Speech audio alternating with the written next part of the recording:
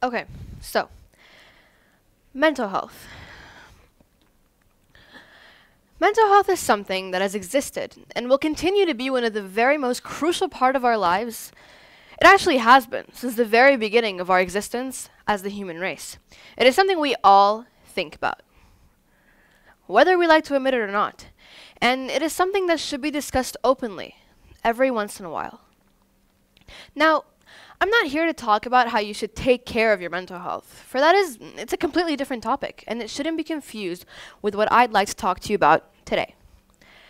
My focus today is the stigma surrounding mental health.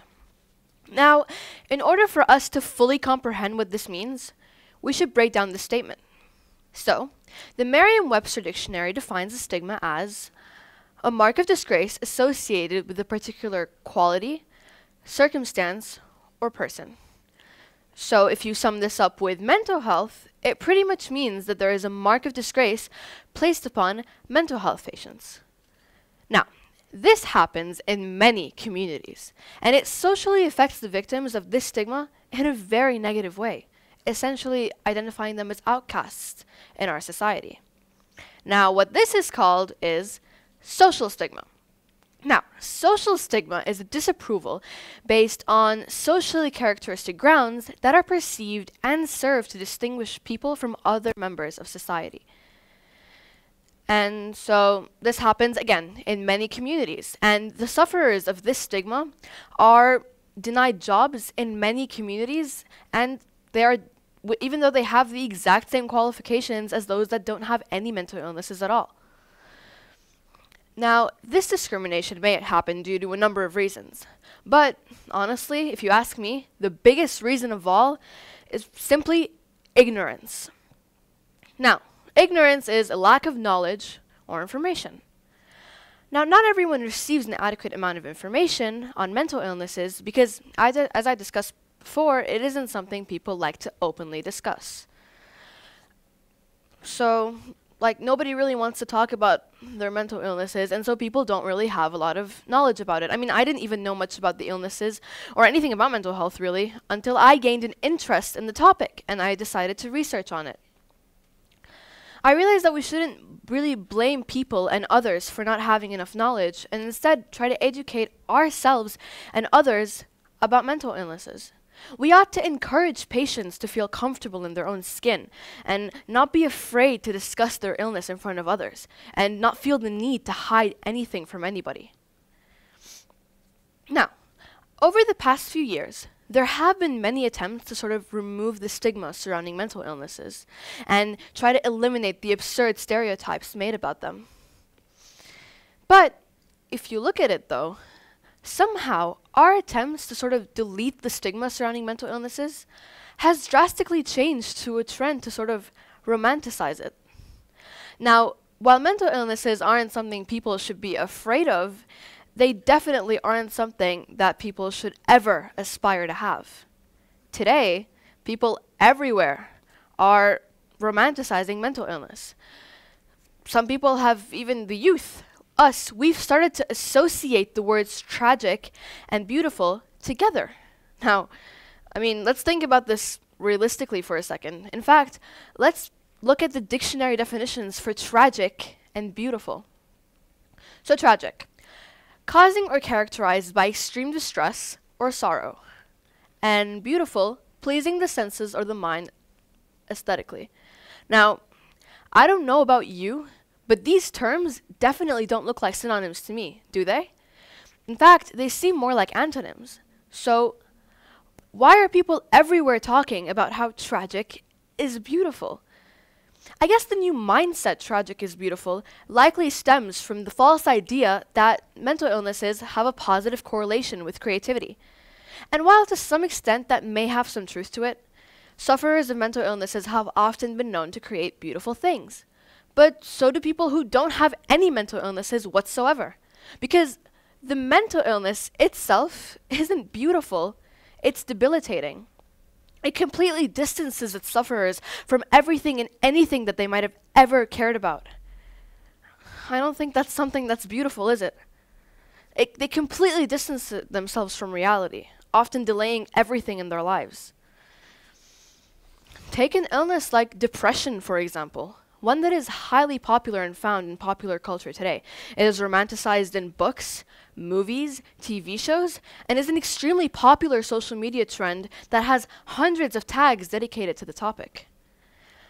Our attempt to delete the stigma surrounding mental illnesses had begun successfully, and we were going in the right direction to end the stigma surrounding mental illnesses. But now, unfortunately, our attempt has led to the romanticization of mental illnesses.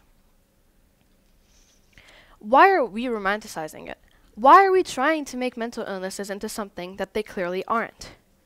Because mental illnesses and other people's tragedies should never, ever be pretty.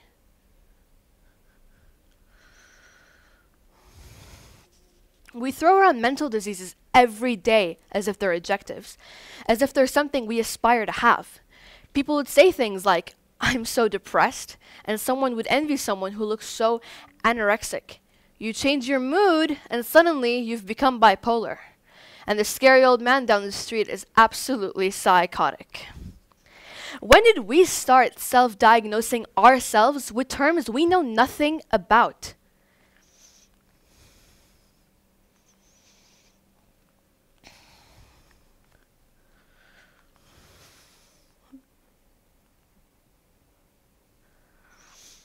Depression, for example, see, people say things like, "He's a psychopath," "She's so anorexic," even though she's probably just thin, or someone's sad and suddenly they've become depressed, or like, "I'm bipolar because, my mood changes sometimes."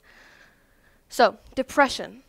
It's a very severely paralyzing mental condition involving feelings of self-hatred, guilt, despondency, and it can last for years. And it also affects both males and females equally. And it can last for permanent effects, and the effects that it has on the person can be extremely delaying in their life. And it often distances themselves from people that they love, and it really decreases their physical and mental capacity to do normal things.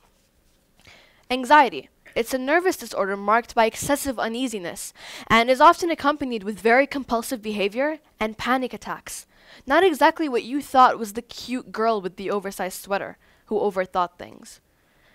And anorexia nervosa. The infamous eating disorder anorexia nervosa is a psychological and potentially life-threatening eating disorder. Sufferers of anorexia are often characterized as being dangerously underweight and have an extremely distorted body image. They have an immense fear of gaining any weight, and the effects can be deadly. Also affects both males and females from ages as low as 8. Social media is where a lot of the romanticism begins to stem. We, as a society, aren't doing anything to discourage it. Perhaps by refusing to acknowledge that there was ever a problem in the first place, maybe we encouraged it. There are a lot of posts on social media that really romanticize things like depression and anorexia and suicide. The one that troubles me the most is this one that says, "I think suicidal people are angels that want to go home." Now, I don't know about you, but this post is extremely outrageous, and it seems to be not only romanticizing the idea of suicide, but it's promoting it. There are so many more posts on the internet.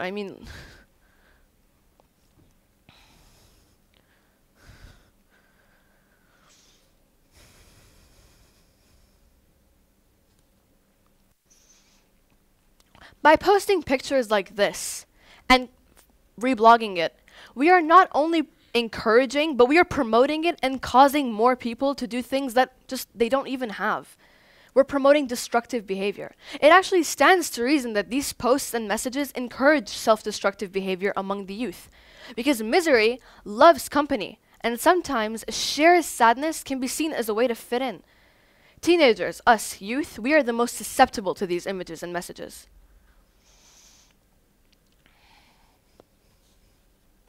Teenagers online have decided that cuts are beautiful because they have decided that depression is beautiful.